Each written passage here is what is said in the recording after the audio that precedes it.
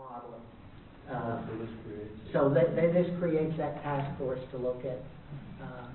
And so I think it was probably pretty smart to kick that can down the road, because I think what he was thinking is he could get enough people to support the private option with this caveat: we'll go study it and look at it and review it, you know, in 2016, and then the legislature would look at it again in 2017. So that's all the bills that have been looked at so far. The legislature's been in session 4 weeks now. February and March. March is really going to be the heavy month, probably, for bills of introduction.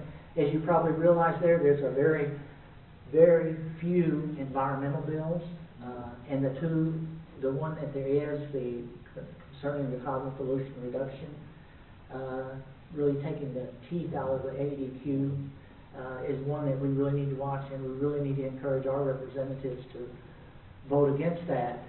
A couple other bills that are in the pipeline is the distributed generation or refit, which the Meeks bill could be that if it was modified some, and maybe that will happen.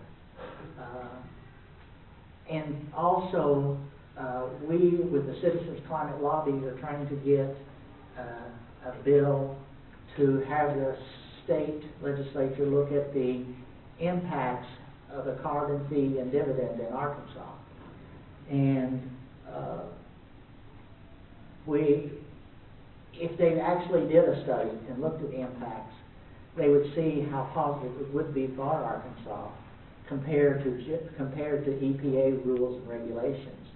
Because with the carbon fee and dividend, the increase in fuel prices would be offset for it by a dividend to citizens of Arkansas. Are other states looking at this too? Yes, yes. California, Massachusetts, Oregon, Washington, a lot of states, because some of the strategy and thinking is if enough states start doing this on their own or talk about doing it on their own, the federal government might act. You know, it might be the incentive that the federal government needs to do something. And what we have done, some of the people with the Citizens Climate Lobby, in comments to the ADEQ, is asking them, one, that carbon fee and dividend be an option for states to use to meet their carbon pollution goals, and two, that the EPA set a price on carbon, say $10 the first year and so forth. So if it is a state by state, there would be a standardized fee for our carbon. You mean a suggested fee? A suggested fee, correct, exactly. So, I mean, I'll be honest, Shelley might want to say a little more about that, but to be honest, I think that that's just a real pipe dream. I think if it sneaks through somehow, it might. I even think if it had been brought, you know, a couple of sessions ago when Governor Beebe was governor, I think a study, you know, would have been done, but I'm not very optimistic now, not in Arkansas at this time. What I do think, what I am hoping one possibility would be is that if we just start informing our legislators about the possibility of a carbon fee and dividend, because the regional economic model, when they did the study for Arkansas, they found that if we just used regulations alone to meet the requirements for 111D, Arkansas economy would suffer, would go down. But if we had a carbon fee and dividend, it would stay even while carbon emissions would drop. And so I think our legislators should just be aware of this and hear from as many of us as possible about that. I've written a letter. Robert and I are going to kind of work it and hone it, get it right, and I'll get that out and people can use it as a template just to write your legislators. Great. It seems like the natural conservatives approach if you really want to solve the carbon problem.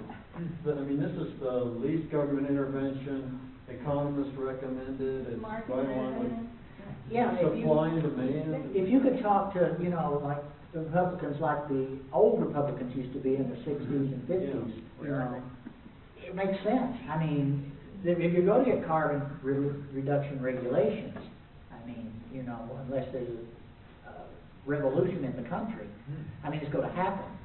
So why not turn that into a positive, you know, with the carbon fee and dividend. And if, you know, if they would just listen and not think ideologically like this, just, Yeah. and the good thing is, and I'll give it another plug for the Citizens Climate Lobby, is they really have a wonderful model of talking with legislators and working with Republicans. So that's one of the things Shelley and I are hoping to expand, is getting people to talk to our legislators about this, but just as she was mentioning. Let me just add, if you go to the Citizens Climate Lobby website and you look at last month's action sheet, there is a speech by the Climate Change Director for Shell, and he lays out the Republican view, the conservative view, Shell's view on why we need carbon pricing. And it's perfectly clear, it's beautiful, just go to the website and look it up. If you have trouble finding it, just contact me and I'll get you the link. Or I'll just send you the link, and we'll send it out so everybody can listen to it. Well, that's all, and again, I appreciate, I know that, Now, we have to talk about, yeah. Barry mentioned earlier he's concerned about the Diamond Pipeline and Well- also the Clean Line Energy Plan, so we should be discussing that a little bit. Okay, well, the Diamond Pipeline, there is a bill being introduced that will address that, you know, which concerns eminent domain and repealing that act where the legislature gave authority to corporations of eminent domain. That bill, I have to go back and look. Right. But that, now the other one, The power line. the power line, A huge concern. yeah, and I don't know, I'll be honest with you, I haven't looked at that very much. The only thing I know is like several large environmental organizations have come out in favor, primarily the Sierra Club. You know, that's just so you know, first Yeah. you know, we think of the issue of bird death, you know, from these huge energy projects, these huge wind farms. Until that is solved, environmentalists like me cannot be, you cannot, hundreds of thousands of bird deaths cannot be sustainable under any, in any case, you know, in any kind of, and then also the loss, the deforestation of the river valley, deforestation of the southern the Ozarks, and some of the deforestation of some of the last bottomland hardwood forests in the Delta. You know, that's going to interfere with the migratory neotropical migrants that will interfere with waterfowl, of course, you know, resident bird species, and how can these mega wind projects be sustainable? If that's, you know, if that's alternative energy, that reminds me of the corn ethanol industrial complex that we have. Well, the bird problem, part of it was the early wind farms were placed in the wrong area, in bad areas. So they've come a long way in siting the wind farms. I know. And the power lines are going to bring some of the alternative energy, you know. You know, it still doesn't change the fact of deforestation, permanent deforestation in already fragmented forests. And you know, I think the future is going to be distributed solar eventually. With you know, if we had 100 million solar panels on rooftops, if we just started with governmental buildings, you know, governmental buildings, schools, universities, I mean that would be a huge beginning, and you know, and then that point would be, you know, but I just don't see it with these mega wind projects. Well, and for that, the distributed generation is going to have the feed-in tariff, so we have to either work on these Right. or take Bill Ball's bill or something through there to do. Yeah, I for me, it's And I haven't mentioned the, eminent domain and the landowner. Well, that eminent domain is being worked on specifically in relation to the diamond price. Right. Yeah. And, with oil prices now, that may not be, I'm not sure if that would be good. I hope not. Bird nests are a problem with tall buildings also. Tall buildings? Do you have a Cell comparison phone? between those two problems, between tall Exactly. buildings on the one hand and a large wind farm on the other? I haven't seen, there are two studies. One that is completed, the government is refusing to release. And the Center for Biological Diversity and another organization are working on a lawsuit to sue the EPA to release those studies. Well, there was a study that, part of Sierra Club's argument is that there was just a recent study that looked at bird deaths and the cost from house cats. Right. It's almost 1,000 times greater than from wind farms. Oh. And what about from coal? Of course, mercury, of course, I know that, mercury, house, Well- I know those arguments, but I can't be convinced. I'd like to bring up one other thing. I've read a little bit about the transmission lines.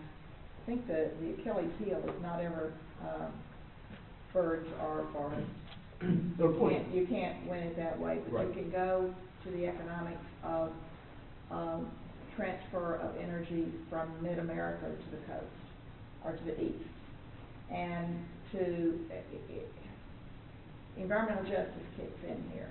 If it's made in Arkansas, does it stay in Arkansas, or does it cross Arkansas and go to Pennsylvania?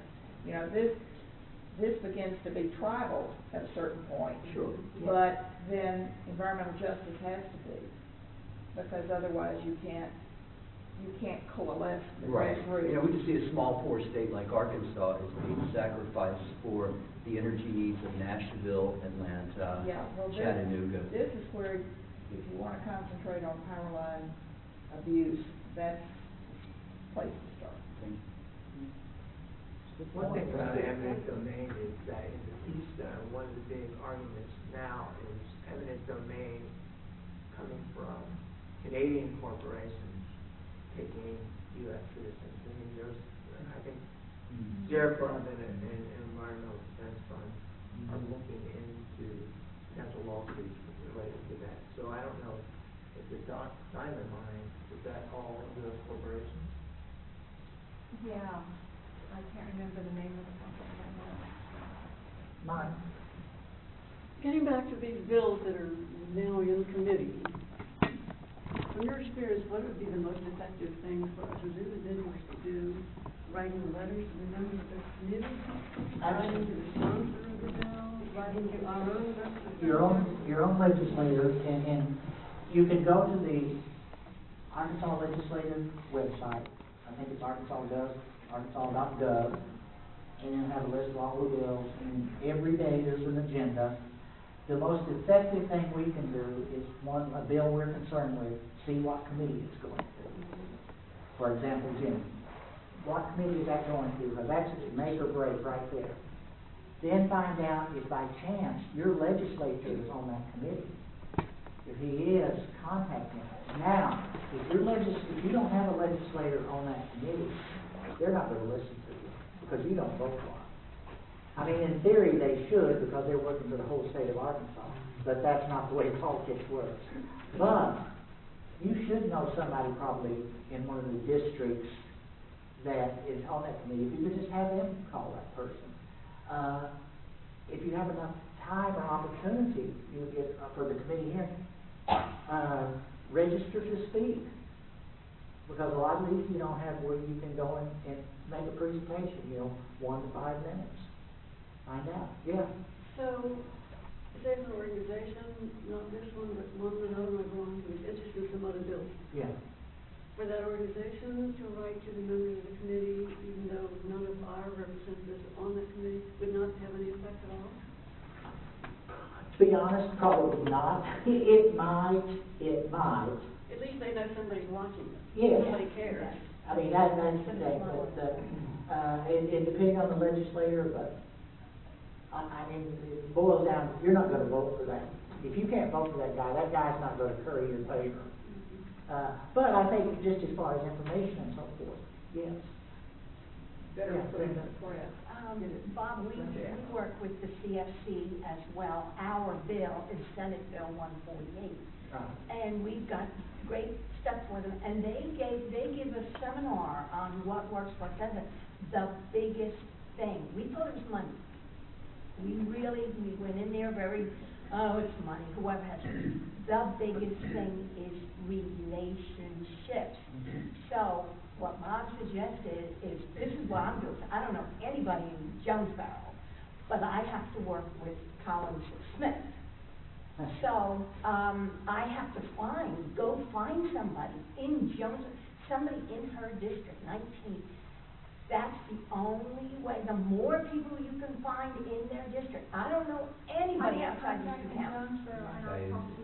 Do you? If anybody does. Pocahontas, where she's from. Pocahontas, I yes, know. that's where she is. We need to, but they really stress that big time, is if you don't get somebody in that district, at least one person, two people in that district, it's fine to give them information, but it's gonna fall on deaf ears. We should go out there together on that, because I was gonna go out there, do a presentation. You're saying your bill?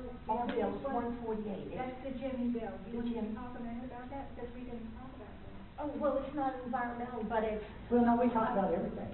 We talked about Jimmy. Oh, okay.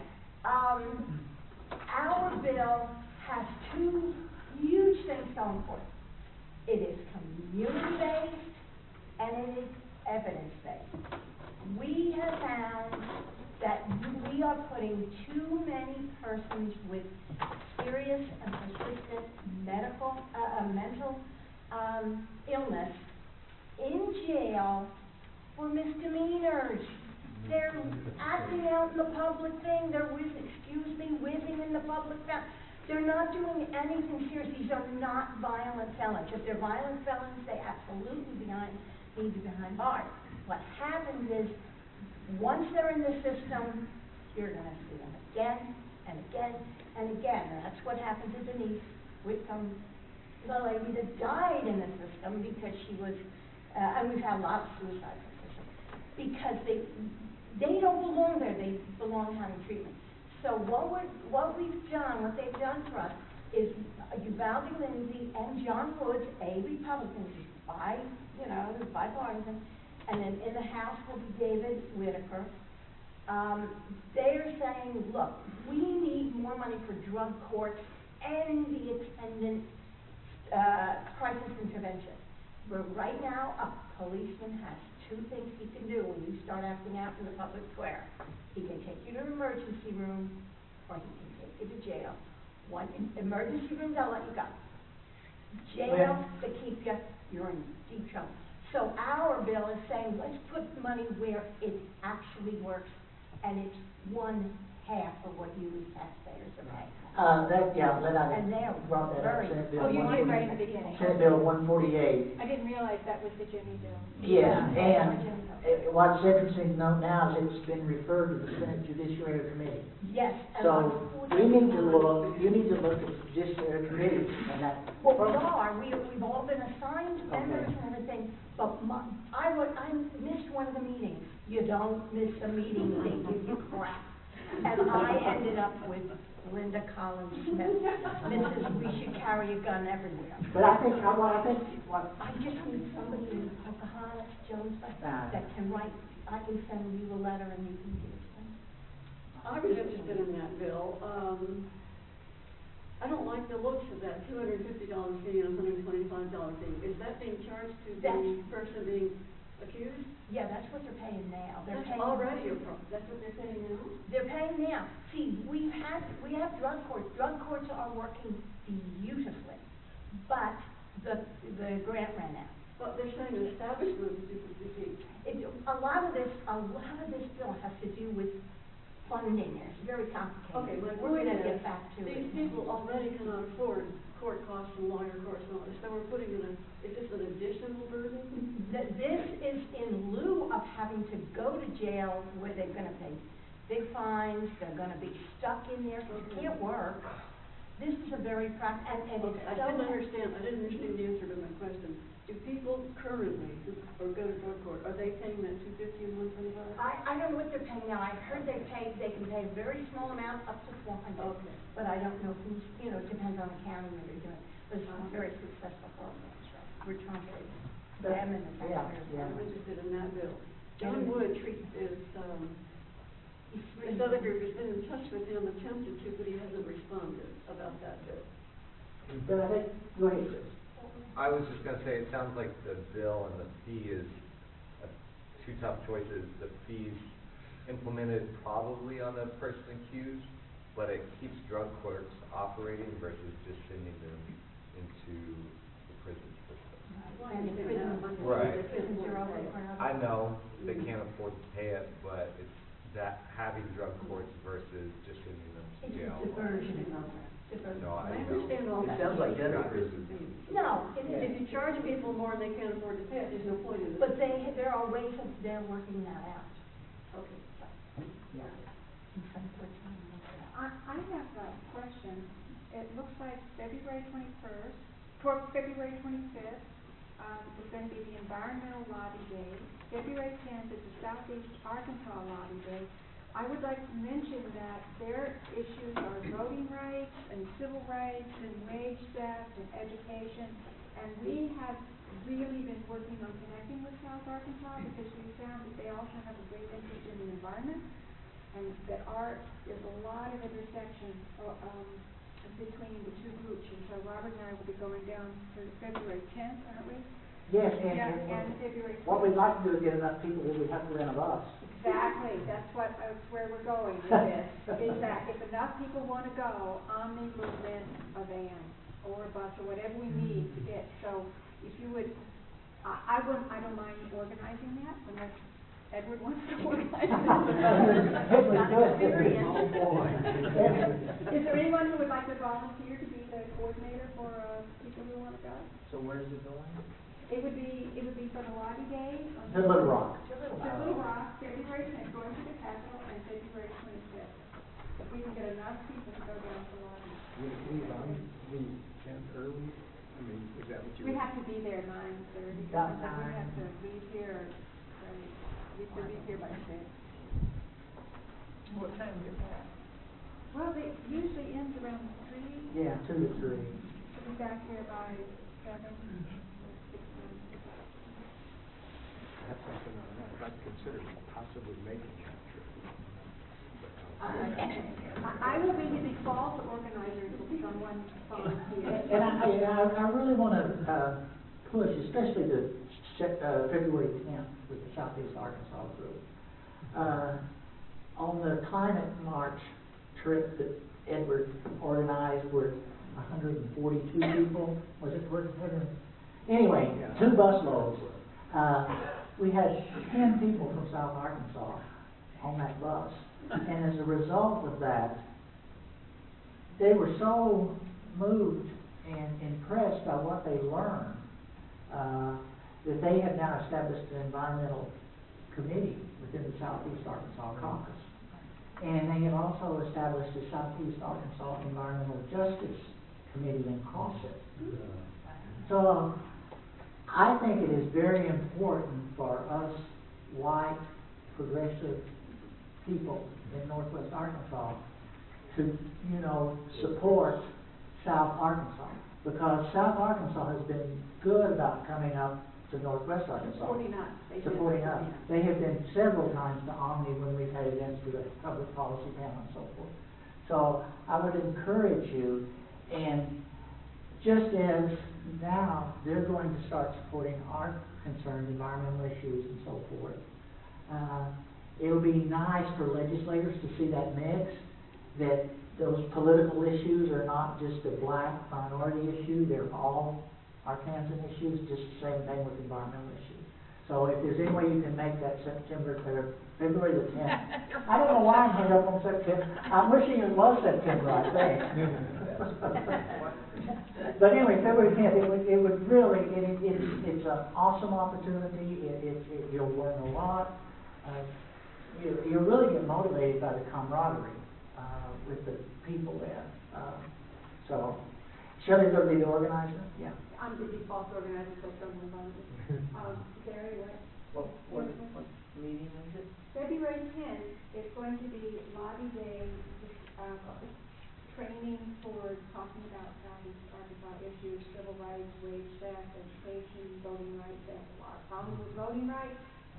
And February 25th is the environmental issues and training on environmental issues.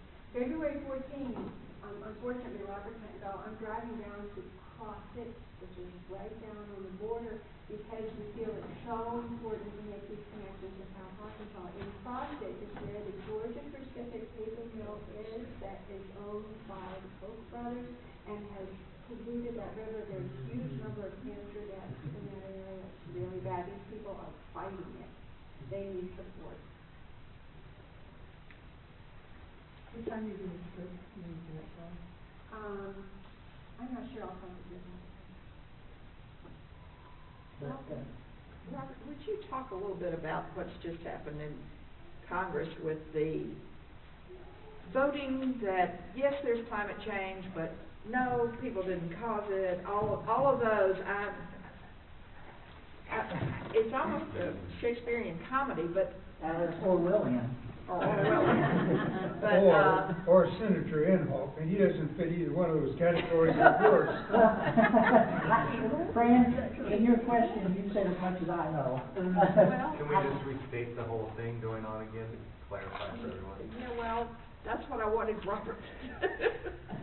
So I'll be honest with you, that's all I know about myself. In Washington. Yeah, the Congress of Washington. Washington, as you know, the Republicans took over the Senate, and Senator James Inhofe from Oklahoma, who is a climate change denier, sort of was the biggest hoax ever perpetrated on man, and now he became chair of the committee that deals with environmental and climate and all of those issues. But then he issued a statement, was tacked on for something, a bill or something, saying that climate change is happening, but man is not the cause. Wasn't it tacked on to the Keystone bill, saying that they recognize climate change is an actual event? Yeah. So they're not saying that there's anything that And then we should Bernie do about Sanders it. refused to vote for that because he said humans are significantly impacting the environment, and he wasn't going to vote on something that said they might be, might not be. So, Well, at least they recognize it officially that it's happening. yeah, one small step for. It's a track that's beginning. Yeah.